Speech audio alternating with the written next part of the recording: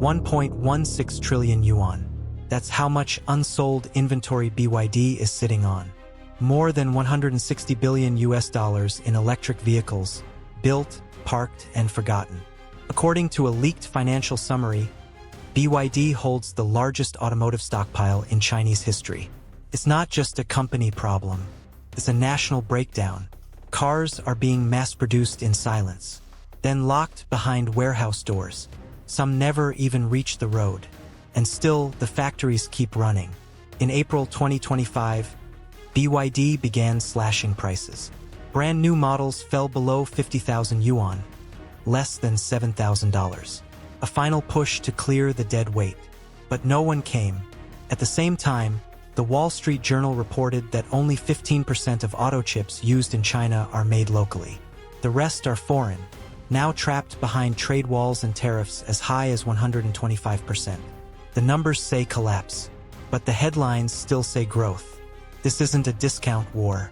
This is an industry in critical condition. So here's the question. If China's flagship sector is crashing this hard, what does that say about everything else they've been selling?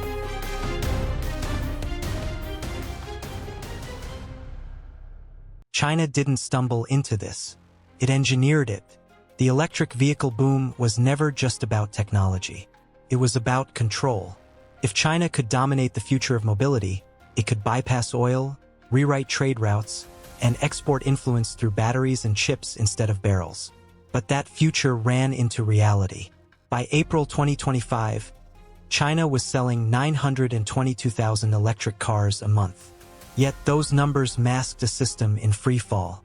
BYD's 1.16 trillion yuan inventory wasn't an accident. It was the cost of pretending demand still existed. Factories are still running because they have to. Shutting down would expose the lie that growth is infinite, that the middle class will always absorb whatever Beijing builds. But the middle class is gone. Wages are stagnant. Youth unemployment is climbing. Personal debt is rising. And most families, even in major cities, can't justify another liability. An EV isn't freedom anymore. It's a monthly payment, a charging problem, a resale risk. They don't buy because they don't believe. Not in the car. Not in the future. And while the factories build faster, the features are going backwards. China can't make its own high-grade automotive chips at scale. According to the Wall Street Journal, in May 2025, only 15% of those chips are domestic. The rest are blocked, tariffed, politically untouchable. So now, companies strip down their vehicles. No smart driving. No AI integration. No next-gen batteries. Just metal boxes with branding. Some call it simplification, but it's really surrender. In response, companies slash prices to survive. Not to win, just to last one more quarter. BYD's entry-level models dropped below 50,000 yuan in April. Still no crowd, no line, just silence. Because people know the truth now. This isn't a product cycle. It's a collapse dressed as competition. Behind the showroom lights is desperation. Behind every limited-time offer is a warehouse full of unsold cars. Behind every green success story is a spreadsheet in red. Meanwhile, exports are closing off. Europe is investigating. The US is locking the gates. Emerging markets are too small to absorb the excess. China overbuilt, then overpromised. Now it's overexposed. And the CCP can't fix it. They can censor headlines. They can pump in subsidies. But they can't manufacture confidence. And they can't export what the world no longer wants. So the system keeps running. It builds cars no one drives, cuts prices no one responds to, fills parking lots no one sees, and it tells a story no one believes anymore. They called it a revolution. They said China would leapfrog the world. But step inside any dealership today, and you'll see what that revolution has become. Dust on unsold cars, discount banners no one reads, silence. The truth is simple. These cars aren't being rejected because they're bad. They're being rejected because no one needs them anymore. People didn't change their minds. They changed their reality. Charging at home? Only for the few with private parking. Fast charging stations? overcrowded, broken, expensive. For most people, an EV isn't a solution. It's a trap. And the industry's response? Build faster, push harder, upgrade the tech again and again, until last year's model becomes today's burden.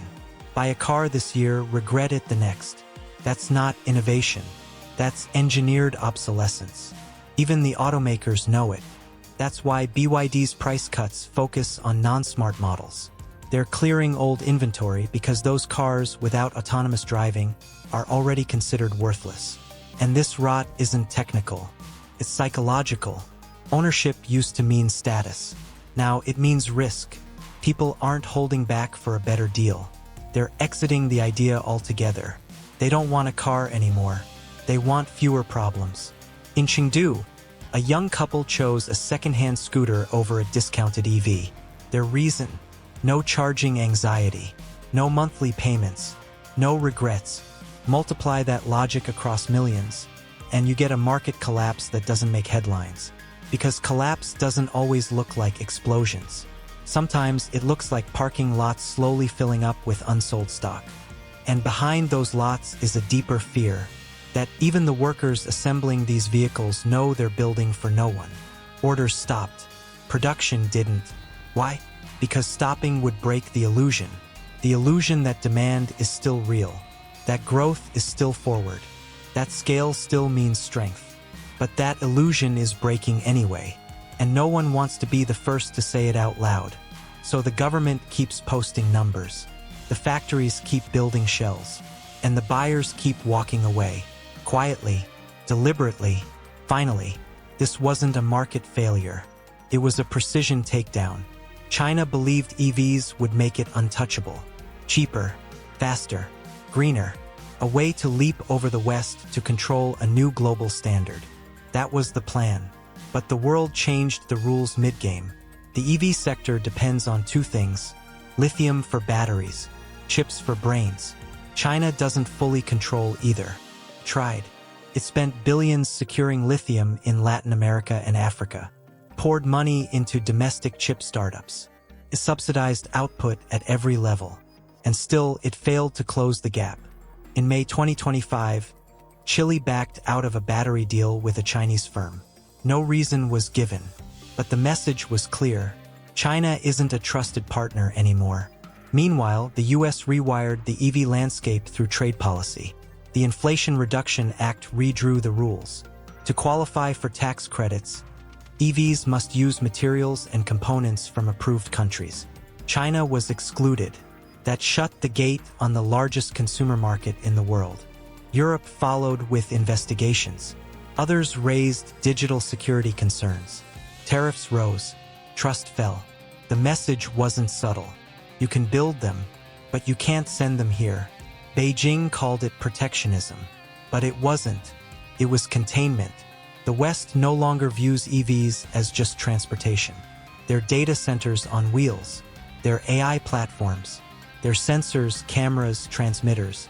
No country wants foreign code riding through every city. So now, China's dream of global EV dominance hits a wall. Not because the cars are bad, but because the geopolitics are worse. And there's one more trap. Beijing can't pull back. If it stops subsidizing, the industry collapses overnight. If it keeps going, the debt piles up. Either way, it loses control. So it doubles down. More output, more price cuts, more slogans. But the world isn't listening anymore.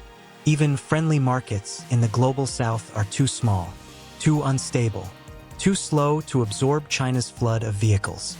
And for every car shipped abroad, another problem is imported back. Complaints, breakdowns, regulatory pushback. The scale that once made China unbeatable has now made it unmanageable. The machine is too big to stop, too rigid to pivot, too exposed to hide. And behind that scale is a silence. Because no one in Beijing will say what's now obvious. China didn't lose a car market. It lost a power play. EVs were supposed to be the wedge. A way to lock the West into dependency. A way to define the future. Now, they're a mirror reflecting a system running on inertia. And the world, it's moved on. The machines are still running, but the world has already walked away. Production hasn't stopped, because stopping would mean admitting something has failed. So they build. Cars roll off the lines. They don't go to buyers.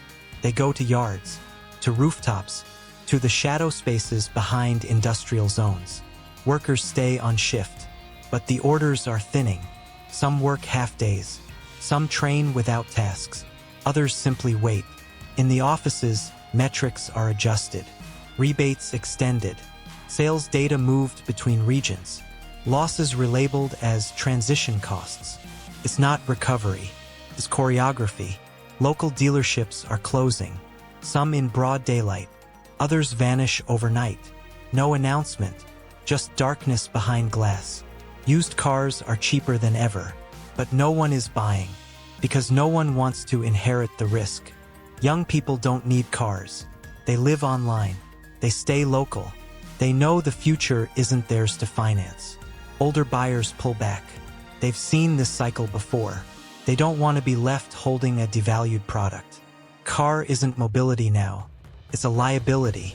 Maintenance, charging, parking, each one another cost. Each one another reason to wait. So they wait, and the industry slides. Suppliers close first, then subcontractors, then component assemblers.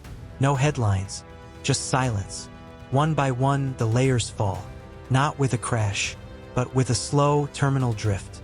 In provinces where factories once anchored communities, dormitories go dark, buses stop running, corner stores shut early.